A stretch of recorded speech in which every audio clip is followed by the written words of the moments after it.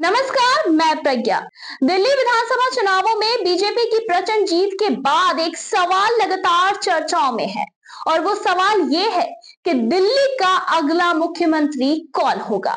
इस बार बीजेपी के लिए मुख्यमंत्री के पद के लिए 7 प्रमुख नाम सामने आए हैं, जिनमें से कोई एक नेता मुख्यमंत्री बनने के लिए उम्मीदवार हो सकता है। आइए जानते हैं इन प्रमुख दावेदारों के बारे में। प्रवेश वर्मा। प्रवेश वर्मा का नाम सबसे पहले आता है। वो दिल्ली की राजनीति में एक मजबूत पहचान बना चुके हैं और उनके पास एक अच्छा राजनीतिक बैकग्राउंड है। उन्होंने 2019 में पश्चिमी दिल्ली से बड़ी जीत हासिल की थी और उनका जाट समुदाय में अच्छा प्रभाव माना जाता है। दरअसल हाल ही में उन्होंने नई दिल्ली सीट से भी जीत हासिल की, जो उन्हें मुख्यमंत्री पद के लिए एक प्रबल दावेदार बनाता है। बात करें अगर मनोज तिवारी की, तो मनोज तिवारी ने उत्तर पूर्वी दिल्ली से तीसरी बार लोकसभा चुनाव जीतकर ये साबित किया कि उनका राजनीतिक दबदबा कायम है। 2019 में चुनाव के दौरान जब अधिकांश नेताओं के टिकट काटे गए, तब मनोज तिवारी ने अपना टिकट बचा लिया।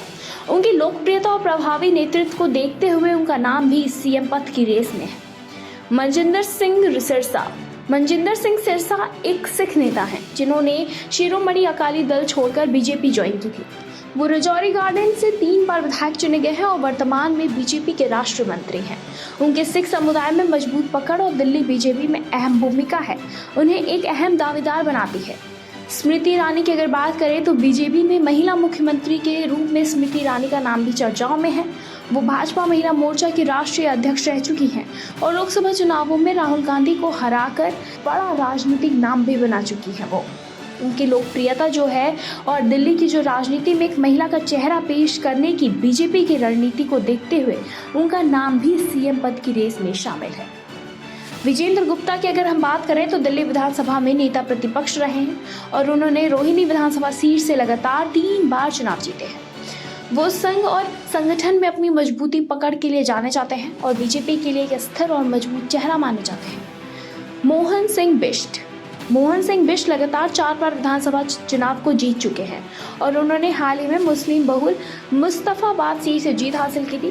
बताते चले, उनकी जीत और बीजेपी से उनका जुड़ाव उन्हें मुख्यमंत्री पद के लिए एक संभावित दावेदार बना रहा है।